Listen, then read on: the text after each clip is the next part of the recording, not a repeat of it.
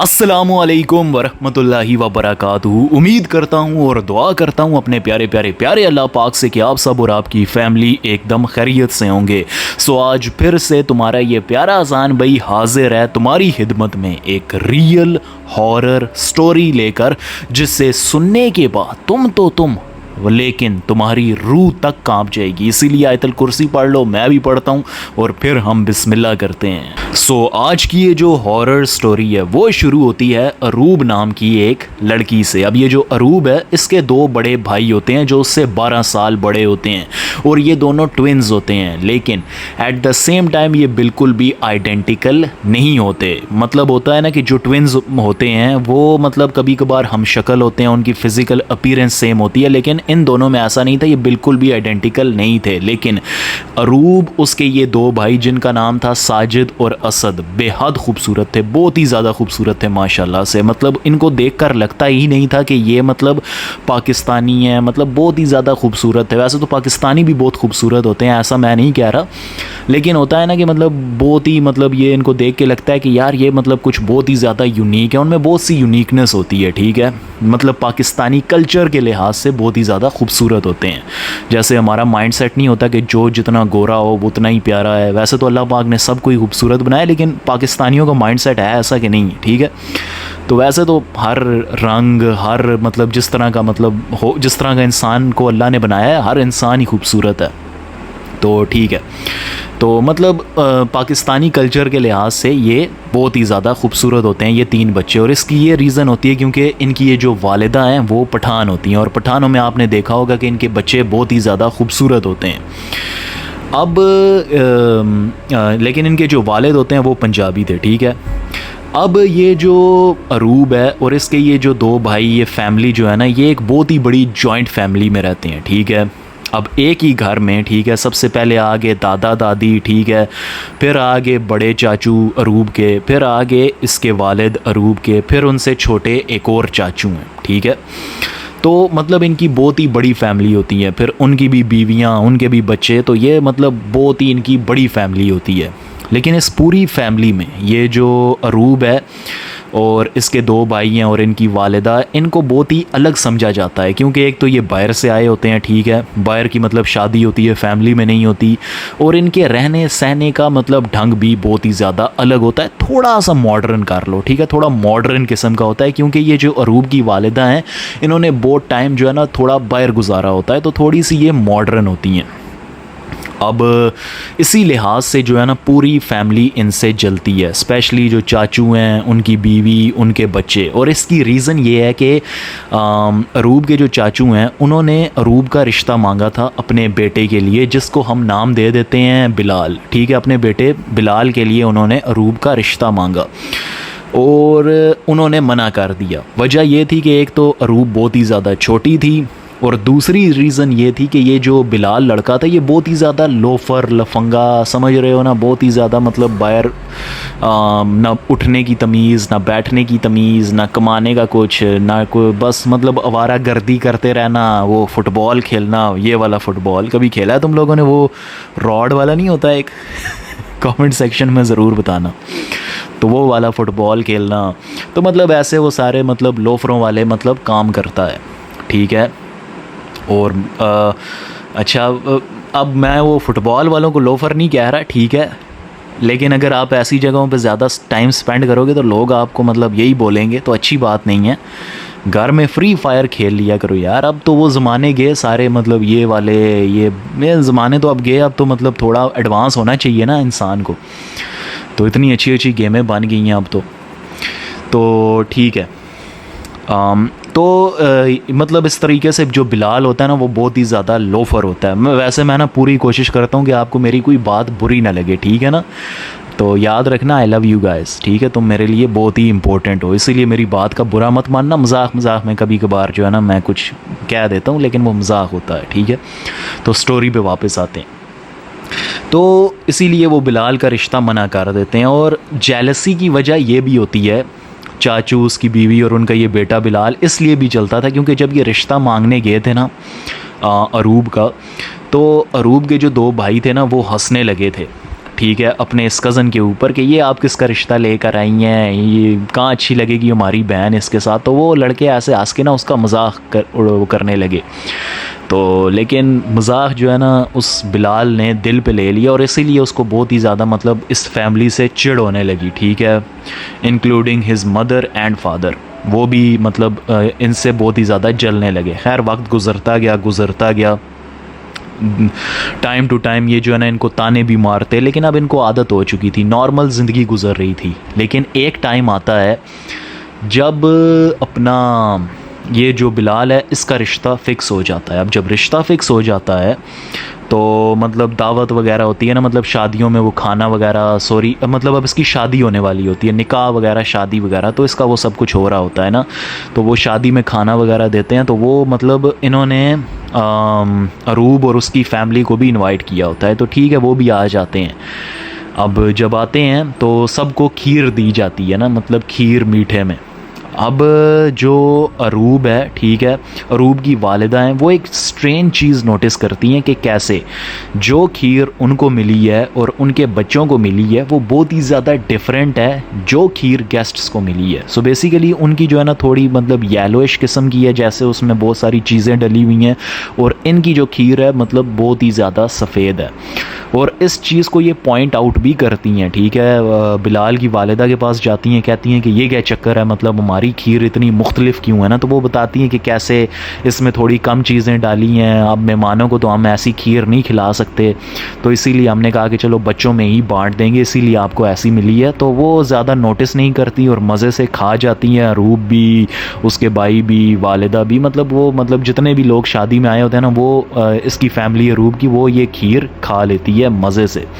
अब पूरा एक हफ्ता गुजर जाता है बिलाल की शादी को। अब आ जाता है जुम्मे का दिन। अब हर जुम्मे को जो अरूब के वालिद होते हैं वो साजिद और असद को लेकर मस्जिद जाया करते थे शाम के टाइम में, ठीक है। तो उस दिन भी वो इन दोनों को मस्जिद लेकर जाने लगते हैं, लेकिन दोनों बेटे मना कर रहे होते हैं फॉर सम रीज़न। अब जो अरूब के वालिद थे उनको थोड़ा अजीब लगता है कि यार ये तो बड़े शौक़ से मस्जिद जाते हैं, आज क्यों मना कर रहे हैं। खैर वो उनको डांटते हैं और डांट के उन दोनों को मस्जिद लेके जाना शुरू कर देते हैं। जैसे ही वो घर से बाहर निकलते हैं, थोड़ा सा आगे जाते हैं तो ये जो असद है इसके पाँव में चोट लग जाती है। अब ये चोट कैसे लगती है, कोई कांच लगा है, कहीं से पाँव टकराया है, कुछ भी नहीं पता। एक सेकंड के लिए जो अरूब के वालिद हैं परेशान हो जाते हैं, इसको चोट लगी तो लगी कैसे यार।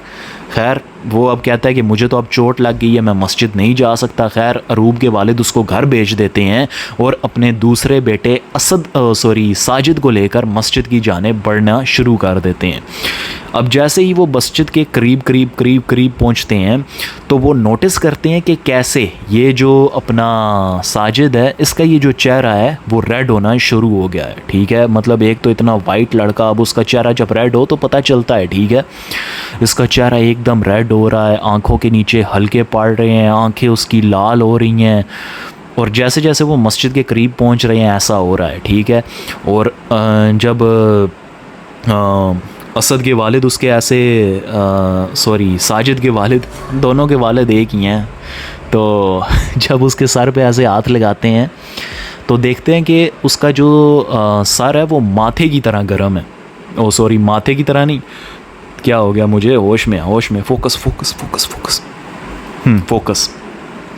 उसका जो माथा है तवे की तरह गर्म है, ठीक है, तवे की तरह। अब जैसे ही वो हाथ लगाते हैं तो वो कहते हैं कि अब मैं क्या करूं, इसको घर ले जाता हूं, ठीक है। और वहाँ पे मस्जिद में जो लोग होते हैं वो भी यही कहते हैं कि आप इसको घर ले जाएं, ठीक है, इसकी तबीयत नहीं ठीक लग रही। तो क्या हो गया बच्चे को, इसको आप घर ले जाएं। तो ठीक है, वो कहते हैं कि हाँ इधर पता नहीं कितनी देर लगे, मैं इसको घर ले जाता हूँ। और उससे पूछ भी रहे हैं कि क्या हुआ है बेटा, साजिद क्या हुआ है बताओ। तो वो कुछ नहीं बोल रहा, बस उसने सर नीचे किया हुआ है, मतलब वो कोई आवाज़ निकाल ही नहीं रहा ना कि उसे तकलीफ़ हो रही है, उसे क्या हो रहा है, क्या खाया था, क्या पी, कुछ भी नहीं वो बता रहा। तो खैर उसके जो वालिद होते हैं उसे लेकर घर की जानिब बढ़ना शुरू हो जाते हैं। और वो एक स्ट्रेंज चीज़ नोटिस करते हैं कि अब जैसे जैसे वो घर के करीब पहुंच रहे हैं साजिद ठीक होना शुरू हो गया है, उसका चेहरे का रंग वापस आ जाता है, उसका टेम्परेचर वापस आ जाता है। खैर जब घर उससे पूछ रहे होते हैं तुम्हें क्या हुआ था, ये वो कुछ नहीं बोलता, बस अपने कमरे की तरफ बढ़ जाता है। अब जैसे ही वो कमरे की तरफ जा रहा होता है एक आदमी आता है, दरवाजे पर दस्तक देता है, दरवाज़ा खुला होता है। तो वो ये कहता है कि आपको इमाम साहब ने बुलाया है, अरूब के वालिद को कहते हैं ना। अब अरूब के वालिद कहते हैं कि यार ये क्या इमाम साहब, अल्लाह खैर करे, मुझे क्यों बुला रहे हैं। तो खैर लेकिन जैसे ही वो शख्स अरूब के वालिद को बुला रहा होता है ना, दूसरी तरफ जो असद और साजिद दोनों उस शख्स को बहुत ही गुस्से से देख रहे होते हैं, बहुत ही ज़्यादा गुस्से से, कि मतलब अभी इसी को जो है ना मतलब मार डालेंगे, ऐसे वो उसको देख रहे होते हैं। और हत्ता कि जब वो शख्स घर से बाहर निकलने वाला होता है वो गिरता भी है, ठीक है, और लेकिन वो गिरता ही ना अपना मुंह ऐसे कवर कर लेता है, हाथ ऐसे ज़मीन पर रख लेता है पुशअप पोजीशन में, ऐसे जैसे उसे पता था कि वो गिरने वाला है, उसे कोई गिराने वाला है, मतलब वो तैयार था, ठीक है। अब वो ना कि आप मुझे कहो कि मैं अब गिरने वाला हूँ, ठीक है, तो मैं मतलब ख़ुद को प्रोटेक्ट कर लूँगा, मैं मतलब ऐसे हाथ के बल खड़ा हो जाऊँगा, मतलब सॉरी गिर जाऊँगा वगैरह, अपने आप को प्रोटेक्ट करूँगा। तो ऐसे वो शख्स अपने आप को प्रोटेक्ट कर लेता है, वरना अगर वो प्रोटेक्ट ना करता तो उसे बहुत ही बुरी चोट लग सकती थी। तो खैर वो जो है ना मतलब अरूब के वालिद उसको उठाते हैं, उसके कपड़े वगैरह साफ़ करते हैं और उनके साथ मस्जिद चले जाते हैं। अब दूसरी तरफ जो ये साजिद और असद होते हैं कमरे का दरवाज़ा ज़ोर से बंद कर लेते हैं और करीब 1-1.5 घंटा बाहर नहीं आते। ये तभी बाहर आते हैं जब इनके वालिद घर वापस आ जाते हैं, और इनके वालिद पे एक अजीब सा डर होता है, एक अजीब सी परेशानी होती है, मतलब परेशानी के मारे मतलब ये ना इसके वालिद जो है ना मतलब एकदम डरे होते हैं, चेहरे पे इनकी परेशानी दिखाई दे रही होती है। अब अरूब के वालिद क्यों परेशान थे, क्या हुआ था, इमाम साहब ने उन्हें क्या कहा, वो सब मैं वीडियो में आगे जाके आपको बताता हूँ। और अरूब के वालिद भी अपने घर में कुछ भी नहीं बताते, क्यों बुलाया था, क्या हुआ था, कुछ नहीं बताते, बस आराम सुकून से अपने कमरे में चले जाते हैं और सो जाते हैं। अगली सुबह तीनों बाप बेटे नमाज़ पढ़ रहे होते हैं फजर की। अब नमाज़ पढ़ते हुए जो अरूब है वो एक चीज़ नोटिस करती है कि कैसे ये जो मेरे भाई हैं दोनों, मेरे वालिद तो ठीक से नमाज़ पढ़ रहे हैं, लेकिन ये असद और साजिद नमाज नहीं पढ़ रहे, बस आराम सुकून से ऐसे गोट मार के बैठे हुए हैं। और ये इस बात की शिकायत वो अपने वालिद को भी लगाती है कि देखो ये दोनों नमाज नहीं पढ़ रहे, और जब वालिद उन दोनों को डांटते तो वो नमाज़ पढ़ने की एक्टिंग करना शुरू कर देते, नमाज वो ठीक से नहीं पढ़ रहे थे। खैर जब दोबारा से जो है ना अरूब शिकायत लगाती है तो ये जो असद होता है अपनी इस बहन को, ठीक है, अरूब को ज़ोर का धक्का देता है, इतने ज़ोर का देता है कि वो जाके दीवार के साथ लगती है और फिर वो बैठ जाती है। अब पूरी की पूरी फैमिली हैरान हो जाती है। वालिद भी कहते हैं अबे असद पागल है तू, ये क्या किया, क्योंकि इन दोनों ने आज तक अपनी बहन के ऊपर हाथ नहीं उठाया होता।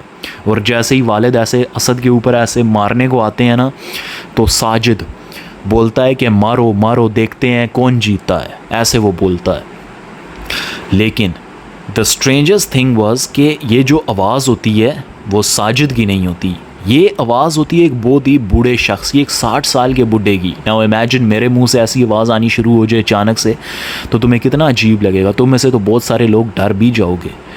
सेम टू सेम ऐसे ही जो है ना साजिद के वालिद भी डर जाते हैं और कुछ भी नहीं बोलते, बस उन दोनों को कमरे में जाने का हुक्म दे देते हैं और अपनी फैमिली को, अपनी बीवी और अरूब को भी ये कहते हैं कि बस चुपचाप अपने कमरे में चली जाओ, मैं तुम्हें ये बाद में समझाऊंगा कि हो क्या रहा है। खैर वो अपने कमरे में चले जाते हैं और एट द सेम टाइम जो अरूब के वालिद हैं वो दोनों माँ बेटी को एडवाइस करते हैं कि कैसे जो है ना इनसे अलग रहना और इनको 3 दिन डिस्टर्ब नहीं करना, क्योंकि शब बारात है, ठीक है। वो तो इमाम साहब ने भी मना किया है कि इनको ये 3 दिन आपने डिस्टर्ब नहीं करना, ठीक है। वो थोड़ी सी बात अपने घर बता देते हैं कि ये इनको इग्नोर करना है। खैर अब जो अरूब और उसकी वालिदा हैं एक कमरे में बंद होती हैं, लॉक किया होता है, कि इतने में ये जो साजिद और असद है दरवाज़ा खटखटाते हैं, ठीक है, और अपनी माँ से कहते हैं कि मम्मा खाना दो, हमें भूख लगी है। और जो वालिदा हैं वो उठती हैं, ठीक है, किचन की तरफ जाती हैं और अरूब को अपने साथ लेके जाती हैं। अब इतने में जो साजिद है उसके हाथ में एक मुर्गी होती है, वो मुर्गी तैयार नहीं हुई होती, ठीक है, वो मुर्गी मतलब उसके पर शर लगे हैं जैसे इसको अभी किसी ने मारा होता है। एक हाथ में साजिद के हाथ में, एक हाथ में उस मुर्गी का सर होता है और दूसरे हाथ में उसका जिस्म, और वो ऐसे फेंकता है, खून ज़मीन पे टपक रहा होता है मुर्गी का, और ऐसे अपनी माँ की तरफ फेंकता है और कहता है कि मुझे ये खाना है, और अगर तुम्हें इस चीज़ से डर लग रहा है तो ये सुनो। दूसरी तरफ असद वो जो मुर्गी का खून ज़मीन पे गिरता है उसको चाटना शुरू कर देता है। अब दोनों माँ बेटी ज़ोर से चीखें मारना शुरू कर देती हैं और असद और अपना ये साजिद ये दोनों भी चीखें मारना शुरू कर देते हैं। अब इतने में जो वालिद हैं वो आ जाते हैं, ठीक है, और दोनों को डांटते हैं और सही उनके ऊपर चीखते हैं और उनको अपने रूम में जाने का बोल देते हैं। अब जो वालिदा होती हैं वो पूछती हैं कि क्या हुआ इन दोनों को, ये इतना अजीब एक्ट क्यों कर रहे हैं, आप बताएं हमें, कुछ तो बताएं आप हमें। खैर अगैन अरूब के वालिद अपने घर कुछ नहीं बताते और आराम सुकून से मतलब फैमिली को कहते हैं कि सो जाओ, मैं बताऊंगा, मेरे ऊपर भरोसा रखो। खैर एक रात को पूरी फैमिली सो रही होती है कि अचानक एक बर्तनों के गिरने की आवाज़ आती है एंड फॉलोड बाय असद की चीखें और साजिद की भी चीखें, दोनों ज़ोर ज़ोर से चीख रहे होते हैं जैसे वो बहुत ही ज़्यादा तकलीफ़ में हो। अब ये चीखें सुन के ऑब्वियसली जो वालिद होंगे वो जाएंगे, ठीक है, पीछे पीछे अरूब और उनकी वालिदा भी आ जाती हैं, ठीक है। वो जैसे ही दरवाज़ा खोलते हैं तो देखते हैं कि अंदर से ना बहुत ही ज़्यादा धुआं निकलता है। जिस कमरे में से इन दोनों लड़कों की चीखने की आवाज़ आ रही होती थी उस कमरे से ना बहुत ही ज़्यादा धुआं निकलता है। और जैसे ही अरूब के वालिद उस कमरे को खोलते हैं, धुएं को ऐसे हाथ से पीछे करते हैं तो एक हाथ उस धुएं में से निकलता है, ठीक है, जो कि बहुत ही एकदम काला स्याह है, ठीक है, वो किसी इंसान का हाथ नहीं है और उनके वालिद को अंदर खींच लेता है, ठीक है। और अरूब और उसकी वालिदा भी दोनों अपने वालिद की मदद करने के लिए उस कमरे में चली जाती हैं। तो देखती हैं कि वहाँ पर खड़े हैं असद और साजिद और उन दोनों के मुंह से खून निकल रहा है, ठीक है, चेहरे से खून निकल रहा है, सॉरी, जैसे उन्होंने अपने ही नाखनों से अपना चेहरा मतलब छील दिया हो। अब जैसे ही भाई साहब होए होए होए होए होए होए अरूब की वालिदा ये मंज़र देखती हैं, चीखना शुरू कर देती हैं, अरूब भी चीखना शुरू कर देती हैं और जैसे ही वो भागने लगती हैं उस कमरे से, वो कमरे का दरवाज़ा अपने आप बंद हो जाता है। अब वो ज़ोर ज़ोर से चीखती हैं, दूसरी तरफ अरूब के वालिद बेहोश हो चुके हैं और इतने में ये सारी आवाज़ें दादाजी सुन लेते हैं, ठीक है, अरूब के जो दादा होते हैं। अब मैंने बताया ना कि ये जॉइंट फैमिली में रह रहे होते हैं, लेकिन जॉइंट फैमिली ऐसे नहीं कि मतलब एक खुला सा घर है सारे ऐसे, ऐसा नहीं है, बस ऐसा समझ लो कि जॉइंट फैमिली तो है, मतलब किसी का घर ऊपर है, किसी का घर साथ में है, लेकिन एक प्राइवेसी है, ठीक है, दरवाजे हैं, ठीक है, एक डिस्टेंस है, लेकिन आसानी से भी आते जाते हैं एक दूसरे के घर। तो इस तरह से जॉइंट फैमिली है, समझ आ गई होगी तुम्हें।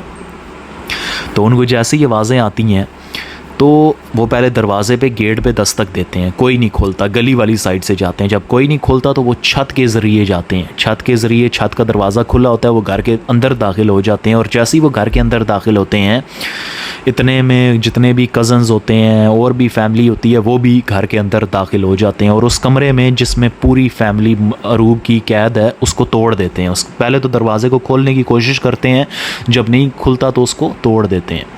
अब जैसे ही उसको तोड़ते हैं तो अंदर क्या देखते हैं कि भाई जो अरूब के वालिद हैं बेहोश पड़े हैं, अरूब और अरूब की वालिदा एक कोने में एक दूसरे को पकड़ के बैठी हुई हैं और दूसरी तरफ साजिद और असद, इतने सारे लोग देख के घबरा जाते हैं और एक कोने में खड़े हो जाते हैं और सबको ऐसे गुस्से की निगाह से देख रहे होते हैं। अब ये जो अरूब के दादाजी होते हैं ना, ये एक शेख होते हैं, ठीक है, इन्होंने सऊदीया में बहुत ही ज़्यादा वक्त गुजारा होता है। तो ये क्या करते हैं कि सारे जितने भी लोग घर में इकट्ठे हो जाते हैं उनको बाहर निकालते हैं, ठीक है, अरूब उसकी वालिदा और वालिद को अपने घर ले जाते हैं और जिस घर में ये साजिद और असद होते हैं उस घर में ताला लगा देते हैं और उस ताले के ऊपर एक काला धागा लगा देते हैं, ठीक है। अब आराम सुकून से जो है ना वो अपने घर बैठे होते हैं और बताते हैं कि कैसे अभी शब बारात है, ठीक है, आज आखिरी दिन है शब बारात का और शब बारात को ना ये जो जितनी भी स्पिरिचुअल चीज़ें होती हैं ना, जिन्नात हो गई, ये सब अपनी मतलब फुल पावर में होती हैं। तो वो कहते हैं कि ठीक है ना, अभी हम इनको नहीं छेड़ते क्योंकि अगर हमने इनको छेड़ा तो मौत को दावत देने जैसा है, तो वो इनको बिल्कुल भी नहीं छेड़ते और बताते हैं कि कैसे इनके ऊपर एक जिन्नात का साया है, ठीक है। अब उस जिन्नात का मुझे नाम भी आता है लेकिन मैं नहीं लेने वाला, इस कमरे में तो मैं बिल्कुल भी नहीं लेने वाला। आज फिर मैं यहाँ पे कुरान पाक रखना भूल गया क्योंकि अभी पिछली से पिछली वीडियो में इस कमरे में मेरे साथ क्या हुआ है तुम लोगों ने देखा होगा, ठीक है। तो मैं मतलब नहीं, अब मैं उसका नाम नहीं लेने वाला, वरना ये ना हो वो हाजिर हो जाए। तो लेकिन इस जिन की एक ख़ासियत है कि ये किसी को मीठा खिलाओ ना और उसके ऊपर कुछ कलिमात होते हैं, ठीक है। वो सारी चीज़ें वगैरह मतलब जादू वगैरह के ज़रिए ये बुरा जिन्नात है, ठीक है, ये आता है, ठीक है। अब मैं ज़्यादा इसका जिक्र नहीं करूँगा, लेकिन ऐसा समझ लो आसान लफ्ज़ों में, मैं पूरी डिटेल में नहीं जा रहा, ठीक है। मत ये ना हो कि कोई वीडियो देख रहा हो और क्या अच्छा नोट्स ले रहा हो, अच्छा ऐसे होता है, आगे आगे बताओ ठीक है। लेकिन आसान लफ्ज़ों में किसी को मीठा खिलाओ और फॉलोड बाय मैनी प्रोसेस, मतलब ये जिन्नात उनके पीछे लग जाता है। तो अब जब वो ये बात इनको बताता है तो उनको जो अरूब की वालिदा होती हैं उनको ना शक पड़ता है वो खीर वाला इंसिडेंट, कि कैसे वो कितनी मुख्तलिफ थी। वो दो आंस पे चार कर लेती हैं कि ये उसी वजह से ये जो जिन्न है ना मेरे बच्चों के पीछे लगा है। अब पता ये चलता है कि जो अरूब है इसे ये दूध वाली चीज़ें इतनी अच्छी नहीं लगती, इसीलिए इसने नहीं खाई होती, ठीक है। तो सिर्फ ये दो मतलब लड़के ही इन्होंने ही खाई होती है। तो ठीक है भाई, अब इसको कैसे निकालना है। खैर अगले दिन सुबह होती है, शब बारात ख़त्म हो गई है, ठीक है। अब जो दादाजी हैं वो एक मौलाना को लेकर आते हैं, ठीक है। और सारा प्रोसेस करने के बाद वो जिन जो है ना इनसे अलग हो जाता है। पता ये चलता है कि ये जो कुछ भी इनकी फैमिली के साथ हुआ है, इनके अपने वो जो चाचू हैं जो इनसे जेलस होते हैं, जिनका वो लोफर लफंगा बेटा था, उन्होंने ही ये सब कुछ इनकी फैमिली के साथ किया है, आउट ऑफ जेलसी, हसद। कितनी गंदी चीज़ है, मतलब आप अपने ही रिलेटिव्स के साथ ऐसा कैसे कर सकते हो। तो बास्तगफार, मतलब नफ़रत अपनी जगह, ठीक है। अब हमारे भी रिश्तेदार हैं जो हमें अच्छे नहीं लगते, जिनके साथ हम मतलब सब के होते हैं ना, ऐसे हैं, ठीक है।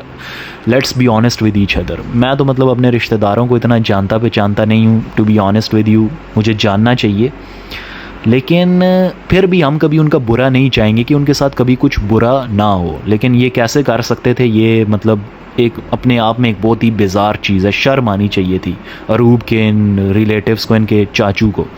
अपनी ही औलाद को आप कैसे तकलीफ़ में डाल सकते हो। तो खैर जैसे ही उन्हें ये बात पता चलती है, उसके कुछ साल बाद वो उस घर से मूव कर जाते हैं और आइंदा के बाद अपनी फैमिली का कोई भी फंक्शन इवेंट अटेंड नहीं करते, मतलब इनके साथ बिल्कुल ही कट ऑफ कर देते हैं। बस जो इनके ये दादाजी होते हैं, इनके साथ मिलना जुलना कभी कभार ये इनका था। बाकी वो जो जॉइंट फैमिली वाला था ना, कि अक्सर उठना बैठना, एक दूसरे के घर आना जाना, वो ख़त्म कर देते हैं, क्योंकि ये वहाँ से घर ही मतलब शिफ्ट कर जाते हैं बहुत ही दूर। और अपने बेटों पे ये मतलब कल परसों तरसों ऐसे करते करते ना वो अपने अक्सर कलिमात पढ़वाते थे, ताकि वो जो भी चीज़ थी इन पे वापस ना आ जाए। तो खैर यार, यही थी आज की real horror story. Thanks for watching. जिन लोगों ने एंड तक देखा, जिन लोगों ने वीडियो को देखा, बहुत बहुत शुक्रिया। उम्मीद करता हूँ तुम्हें ये स्टोरी अच्छी लगी होगी। अगर लगी है तो वीडियो को लाइक करना मत भूलना।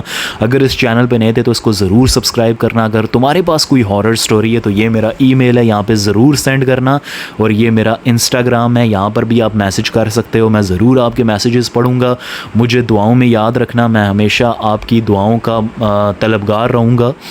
और अपना ढेर सारा ध्यान रखना, ढेर सारी इबादतें करना। अल्लाह आपके सारे गुनाह, मेरे समेत मेरे भी जितने गुनाह हैं, आपके भी जितने गुनाह हैं, उन सबको माफ़ करे और हमें जन्नतुल फिरदौस में आला से आला मुकाम अता करे। और वहाँ पर हम नबी पाक सल्लल्लाहु अलैहि वसल्लम का और हमारे प्यारे अल्लाह पाक का एक साथ दीदार करें। हर मुसलमान आमीन ज़रूर लिखे और कमेंट सेक्शन में भी कुछ अच्छा ज़रूर लिख के जाना। मैं आप सबके कमेंट्स पढ़ता हूँ, मुझे बहुत ही ज़्यादा अच्छा लगता है। जज़ाकल्लाह। अल्लाह हाफ़िज़।